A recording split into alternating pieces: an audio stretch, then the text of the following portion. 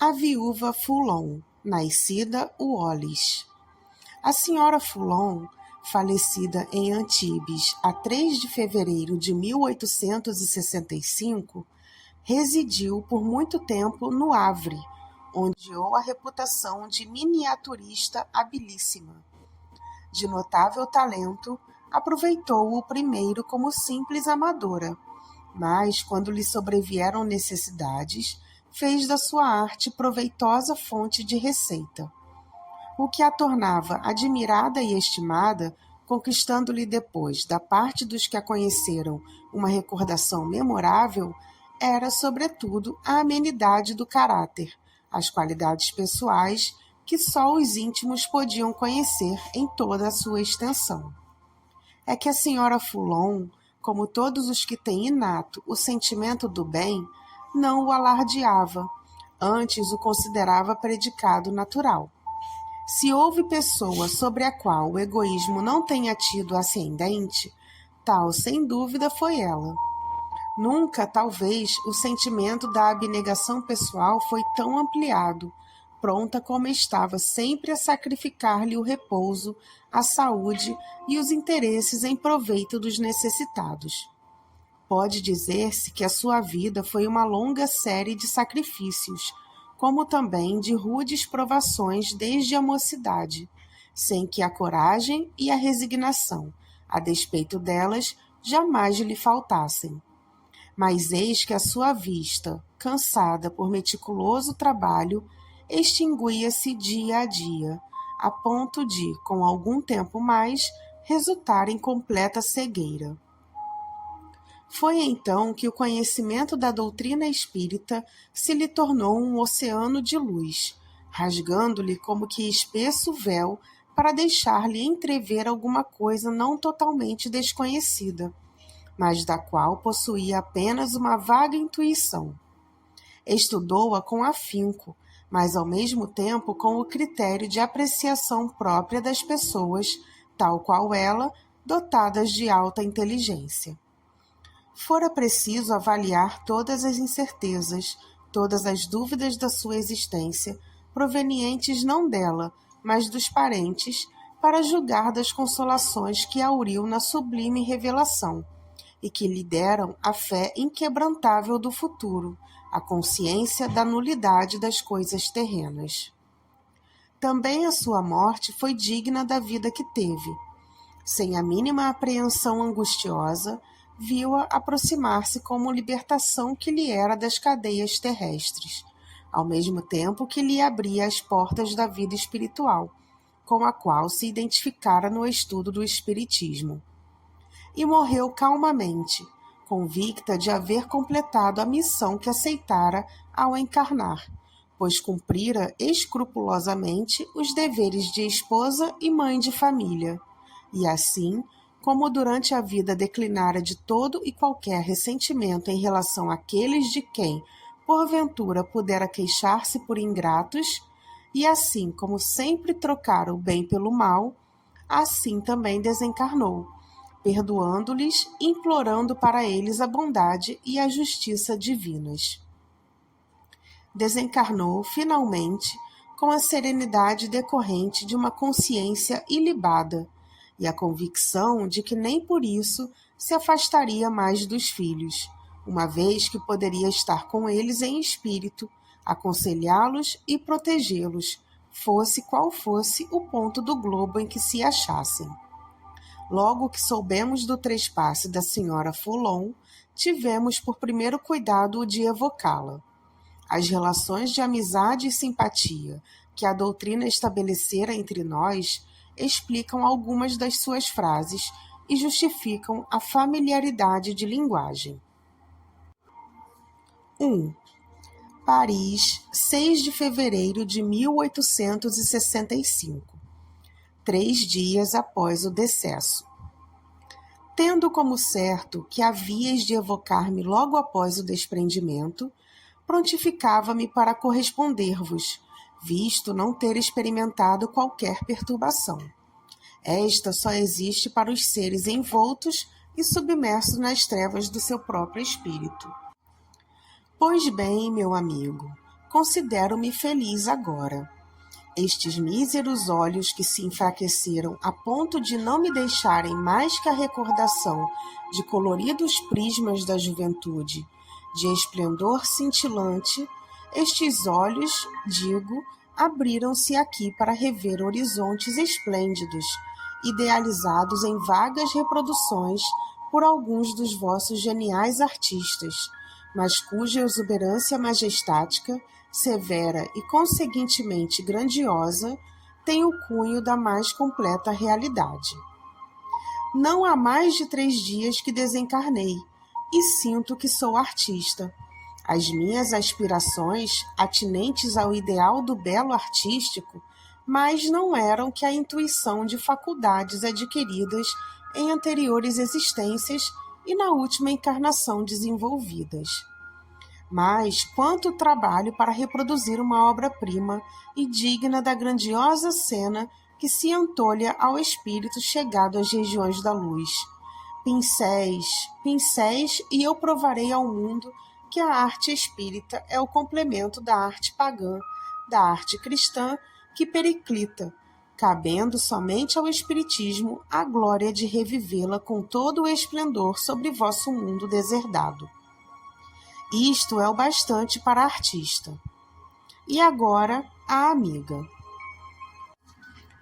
Por que vos incomodar assim, minha boa amiga, com o motivo da minha morte?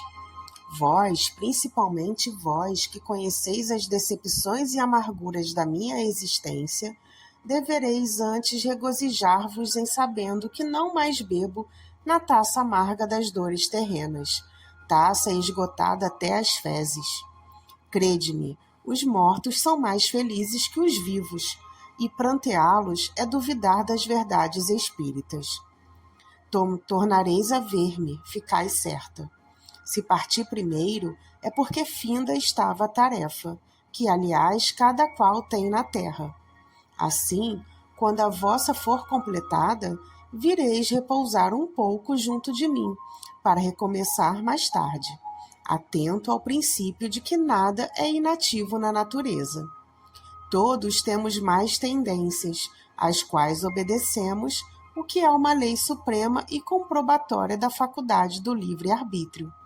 Portanto, tende indulgência e caridade, minha amiga, sentimentos esses de que mutuamente carecemos, quer no mundo visível, quer no invisível. Com tal divisa, tudo vai bem. Não me direis para cessar de falar. Sabei, contudo, que para a primeira vez, bem longa já vai a conversação, motivo pelo qual vos deixo para dar a vez ao meu excelente amigo, Sr. Kardec.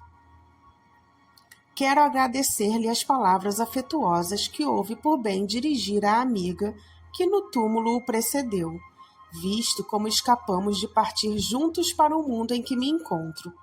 Alusão à enfermidade de que falara o Dr. Demer. Que diria então a companheira amantíssima da nossa existência se os bons espíritos não tivessem intervindo? Teria chorado e gemido, o que até certo ponto compreendo. É preciso, porém, que vele para que não mais vos exponhais a novo perigo, antes de ter concluído o trabalho da iniciação espírita, chegando antecipadamente entre nós e, qual Moisés, não vendo senão de longe a terra da promissão. É uma amiga que vô-lo diz, acautelai-vos. Agora parto para junto dos meus queridos filhos, depois do que irei ver, além mar, se a minha ovelha viajora aportou à terra ou permanece à mercê das tempestades. Refere-se a uma das filhas que residia na América. Oxalá a protejam os bons espíritos, aos quais para o mesmo fim vou reunir-me. Voltarei a conversar convosco, pois não vos esqueçais de que sou uma conversadora infatigável. Até breve, bons e caros amigos. Até logo. Viúva Foulon. 2. 8 de fevereiro de 1865. Pergunta.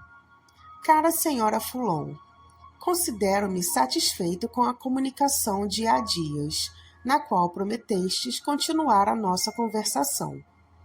Crede que vos reconheci logo, por falardes de coisas desconhecidas do médium e muito próprias do vosso espírito.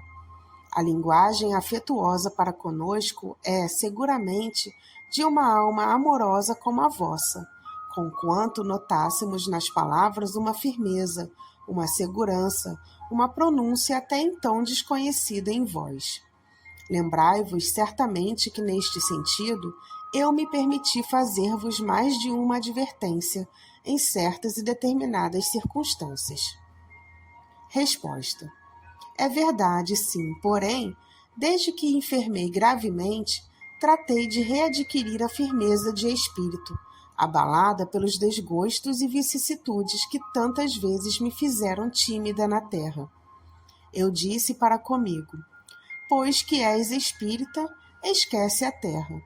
Prepara-te para a transformação do teu ser e vê, pelo pensamento, a trilha luminosa que espera a tua alma após o desenlace, e pela qual deverás libertar-te, desembaraçada e feliz, às esferas celestes, onde, de futuro, irás habitar.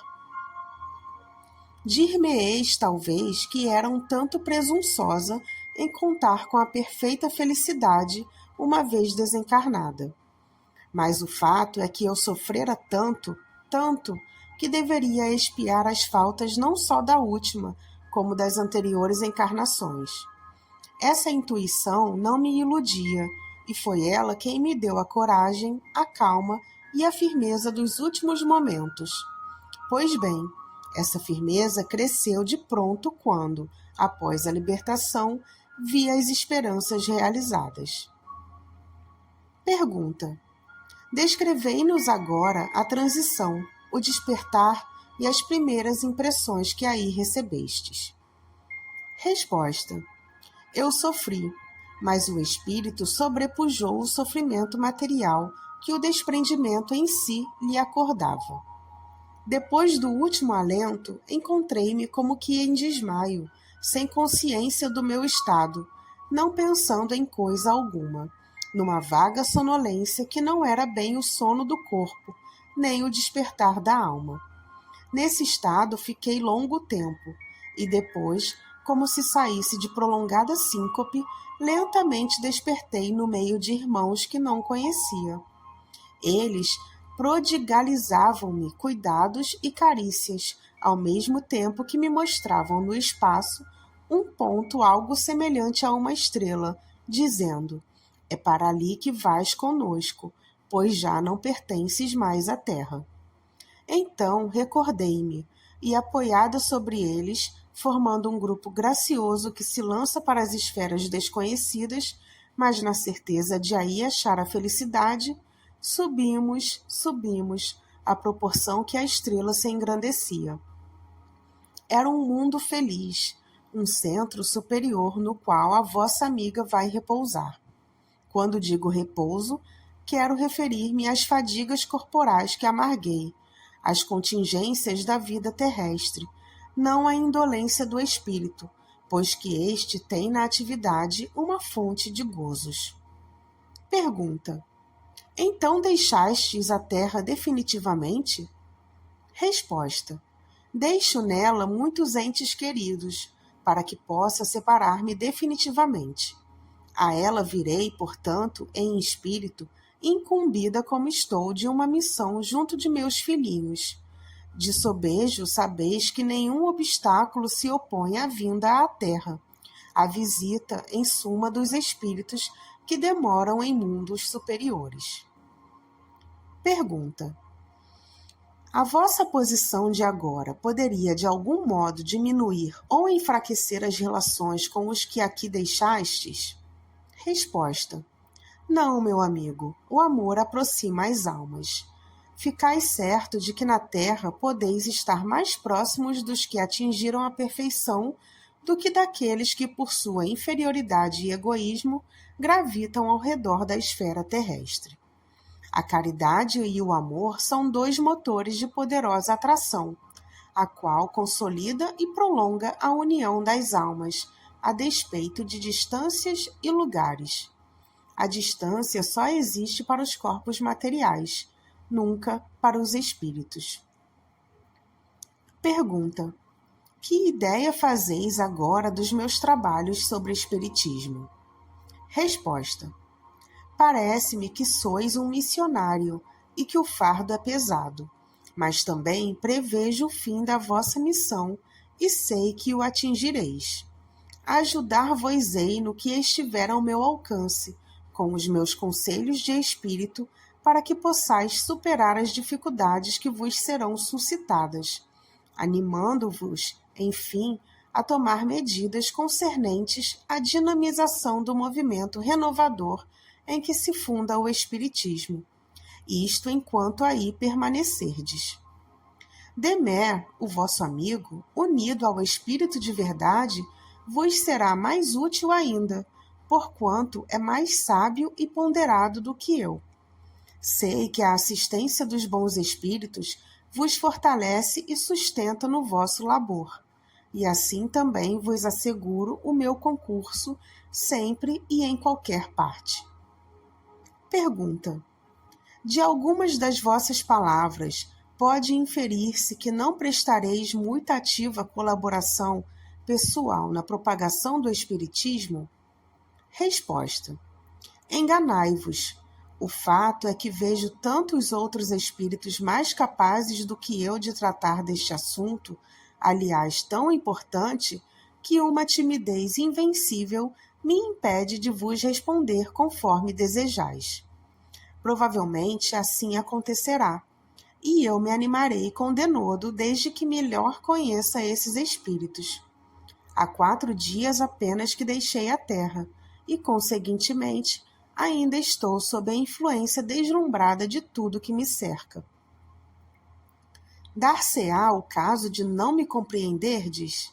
Não encontro meios de exprimir as sensações novas que experimento.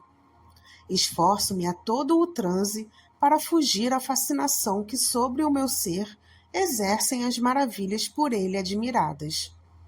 A única coisa que posso fazer é adorar e render graças a Deus nas suas obras. Mas essa impressão se desvanecerá, e os espíritos asseguram-me que dentro em breve estarei acostumada a todas essas magnificências, de modo a poder tratar com lucidez espiritual de todas as questões concernentes à renovação da terra. A tal circunstância deveis juntar mais a de ter eu uma família a consolar. Adeus e até breve, caro mestre. A vossa boa amiga ama-vos e amará sempre, visto como a vós exclusivamente deve a única consolação duradoura e verdadeira que teve na terra. Viúva Fulon. 3. Nota: a comunicação seguinte foi destinada a seus filhos em data de 9 de fevereiro. Meus amantíssimos filhos, Deus retirou-me de junto de vós, mas a recompensa que se dignou conceder-me é bem maior que o pouco que fiz na terra. Renai-vos, queridos filhos, às vontades do Onipotente e tirai, de tudo quanto vos permitiu receberdes, a força para suportar as provações da vida. Tende firme no coração a crença que tanto me facilitou a passagem para este mundo. Depois da morte, Deus, tal como já o havia feito na terra, estendeu sobre mim o manto da sua misericórdia infinita. A ele deveis agradecer os benefícios de que vos cumula. Abençoai-o, meus filhos, bendizei-o sempre, a todo instante. Não percais nunca de vista o que vos foi indicado, nem o caminho a trilhar. Meditai sobre a aplicação do tempo que Deus vos determinou na terra. Aí sereis felizes, meus queridos filhos, felizes uns pelos outros, desde que a união reine entre vós. Felizes ainda com vossos filhos, se os educardes nos mesmos sãos princípios que Deus permitiu vos fossem revelados. Não me podeis ver, é certo, mas convém que saibais que os elos que aí nos ligavam não se despedaçaram pela morte do corpo, visto como não era o invólucro, mas o espírito que nos unia. E assim é que me será possível, por bondade do Onipotente, guiar-vos, encorajar-vos, para de novo nos juntarmos, quando para vós terminar essa jornada. Caros filhos, cultivai carinhosamente esta crença sublime. A vós que atendes, belos dias vos aguardam. Isso mesmo já vos disseram, porém a mim não estava fadado o ver esses dias aí na terra. Será do alto, pois, que julgarei os belos tempos prometidos pelo Deus de bondade, de justiça e misericórdia. Não choreis, meus filhos. Possam estas comunicações fortalecer-vos na fé, no amor de Deus, esse Deus que tantos benefícios nos prodigalizou, que tantas e tantas vezes socorreu vossa mãe. Orai sempre, que a prece revigora. Conformai-vos com as prescrições por mim tão ardentemente seguidas, quando como vós encarnada. Voltarei, meus filhos, mas é preciso consolar a filha que de mim tanto precisa agora. Adeus, até breve. Eu vou-lo suplico por vós. Crede na bondade divina. Até sempre. Viúva Foulon. Nota. Todo espírito esclarecido e sério tirará com facilidade destas comunicações os ensinamentos que delas ressaltam. Nós apenas lhe chamaremos a atenção para os 2 pontos seguintes. Primeiro, a possibilidade, por este exemplo demonstrada, de não mais ser preciso encarnar na Terra e passar a um mundo superior, sem ficar separado dos seres afeiçoados que aqui deixamos. Assim, os que temem a reencarnação, em virtude das misérias terrenas, podem conjurá-la, trabalhando para o seu adiantamento. E assim procederá aquele que não quiser vegetar nas camadas inferiores, fazendo o possível por instruir-se, por trabalhar e graduar-se. O segundo ponto é a confirmação do fato de estarmos menos separados na morte do que na vida dos seres que nesta nos foram caros. Retida pela enfermidade e pelos anos numa pequena cidade do sul, a senhora Foulon apenas conservava junto de si uma pequena parte de sua família. Estando a maior parte dos filhos e dos amigos dispersos e afastados, obstáculos materiais impediam que os visse tantas vezes quantas porventura o desejaria. Para alguns, a distância dificultava a própria correspondência. Apenas desencarnada, a senhora Foulon, célere, corre para perto de cada um. Percorre distâncias sem fadiga, rápida qual é a eletricidade, e os vê e assiste às suas reuniões íntimas, protege-os e pode, servindo-se da mediunidade, entreter-se com eles a todo instante, como se viva na terra fora. E dizer-se que, a uma perspectiva tão consoladora, ainda há quem prefira a ideia de uma eterna separação. Um médico russo. M.P. de Moscou era um médico tão eminente pelo saber como pelas qualidades morais. Quem o evocou apenas o conhecia por tradição, não havendo tido com ele relações sequer indiretas. A original comunicação foi dada em idioma russo. Pergunta, depois da evocação. Estás presente? Resposta. Sim. No dia da minha morte, vos persegui com a minha presença e resististes às tentativas que fiz para escreverdes. As palavras que a meu respeito dissestes deram ocasião a que vos reconhecesse, e daí o desejo de me entreter convosco para vosso benefício. Pergunta. Bom como éreis, por que sofrestes tanto? Resposta. porque ao Senhor aprouve fazer-me sentir duplamente por esse meio o preço da minha libertação, querendo ao mesmo tempo que na terra progredisse o mais possível. Pergunta: a ideia da morte causou-vos terror? Resposta: tinha bastante fé em Deus para que tal não sucedesse. Pergunta: o desprendimento foi doloroso? Resposta: não.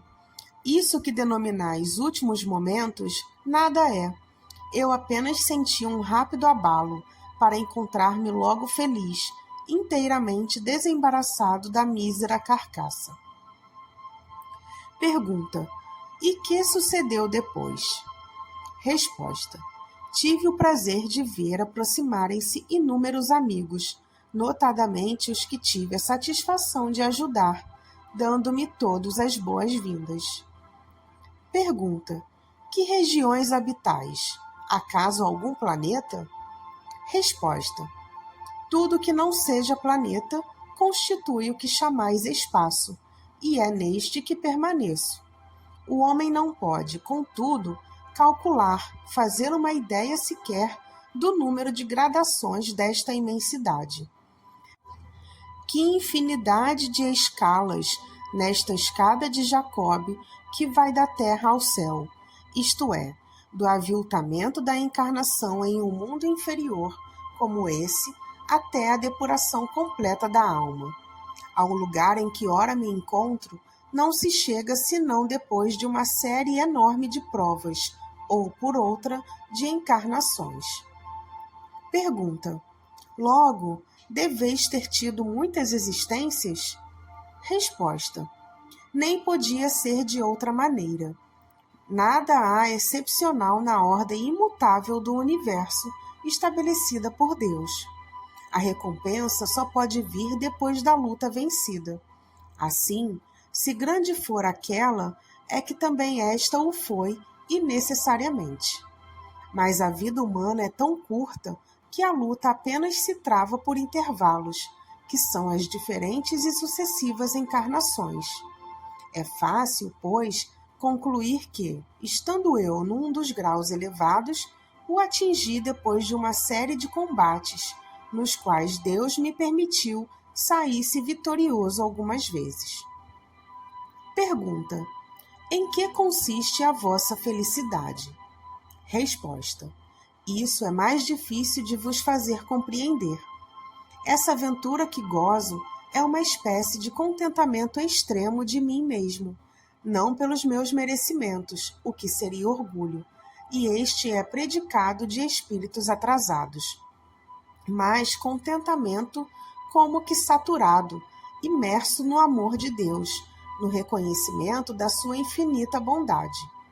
Em suma, é a alegria que nos infunde o bem, podendo supor-se ter a seu arbítrio contribuído para o progresso de outros que se elevaram até o Criador. Ficamos como que identificados com esse bem-estar, que é uma espécie de fusão do espírito com a bondade divina.